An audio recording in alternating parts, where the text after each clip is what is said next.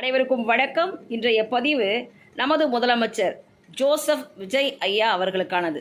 அதில் கத்தியின்றி இரத்தமின்றி யுத்தம் ஒன்று வருகுது என்று பாரதியார் சொன்னதைப் போலவே கத்தியும் இல்லை ரத்தமும் இல்லை, ஆனால் யுத்த புரட்சி ஒன்று நடந்து விட்டது. அது என்ன புரட்சின்னா, சின்ன குழந்தைங்க கூட இப்போல்லாம் செய்திகள் பார்க்க ஆரம்பிச்சிட்டாங்க. ஏன்னா அவங்களும் தினந்தோறும் அவரை திரையில் ரசித்தவங்கள இல்லையா, இளைஞர்களும் இளைஞர்களும் திரையில் ரசிச்சுட்டு இப்போ அவர் சினிமா நடிக்க மாட்டேன், படமே நான் வரமாட்டேன்னு சொன்னதுனால ஒவ்வொரு நாளும் அவர் என்ன செய்கிறாருன்றதை அவங்க செய்தியில் பார்க்க ஆரம்பிச்சிட்டாங்க. அது மிகப்பெரிய புரட்சி. ஐயாவே கார் ஓட்டுறாரு, எங்கள் சிஎம் ஐயாவே என்ன ட்ரெஸ் போட்டிருக்காரு, அவர் எப்படி கோட் போட்டுக்கிறாரு, என்ன கலர் பேண்ட்டு, என்ன ஒரு நடை, எந்த கோயிலுக்கு போகிறாரு, இதெல்லாம் அவங்க பார்த்துன்னு இருக்கிறாங்க. அதை பார்த்து மெல்ல மெல்லமாகவே அவங்க அரசியலும் கற்றுப்பாங்க. ஏனென்றால் இது அவர்கள் தேர்ந்தெடுத்த ஆட்சி. அவர்கள் தான் உங்களை அரியணையிலே உட்கார வச்சுருக்காங்க.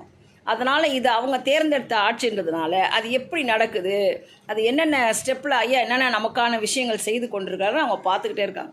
கோபி சுதாகர் கூட பரிதாபங்களில் அந்த குழந்தை என்ன சொல்லுது, அப்பா 234 சட்ட தொகுதி இருக்குதாம்ப்பான்னு சொல்கிற மாதிரி ஒரு காட்சி கூட வச்சுருக்காங்க.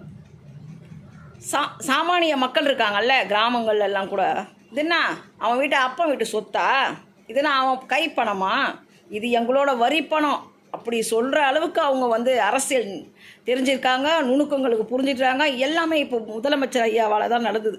அதுக்கே அவருக்கு கோடி புண்ணியம். நான் ஓட்டு போட்டேன்ல, எவன் ஆண்டா எனக்கு என்ன, நான் உழைச்சாதான் எனக்கு சாப்பாடுன்னு முன்னெல்லாம் சொல்லின்னு இருப்பாங்க. முதலமைச்சருக்கும் முன்னால் இருக்கும் மிகப்பெரிய பிரச்சனை குழந்தைகளுக்கும் சாமானிய மக்களுக்கும் பெரியவர்களுக்கும் சின்னவர்களுக்கும் என்று அனைவருக்கும் அரசியல் நுணுக்கம் தெரிந்துவிட்டது. அனைவருமே அரசியலை இப்போ உற்று நோக்கி கொண்டிருக்கிறார்கள். இது மிகப்பெரிய புரட்சி. கீதா ஜீவன் அம்மா தூத்துக்குடி முன்னாள் அமைச்சர் அடுக்கடுக்கான குற்றச்சாட்டுகளை தாவேக்காவுக்கு முன் வைக்கிறாங்க. அதுக்கு என்ன பதில் சொல்ல போகிறீங்களோ நீங்கள் தெரியல. இதனால் முதலமைச்சர் ஐயா அவர்கள் தன் கட்சியை சேர்ந்த சிலரை கண்டிக்கணும். அதுக்கப்புறம் சென்னையில் அதிகமான மின்வெட்டு, அதையும் சீர்தூக்கி செயல்படுத்தணும். ஒவ்வொரு செயலையும் குழந்தைங்களும் பெரியவங்களும் கவனிச்சுன்னு இருக்கிறாங்க அப்படின்றத மனதில் நிறுத்தி தன்னோட ஒவ்வொரு செயல்பாட்டையும் அவர் மிக சீரிய முறையில் செயல்படுத்தணும். நன்றி, வணக்கம்.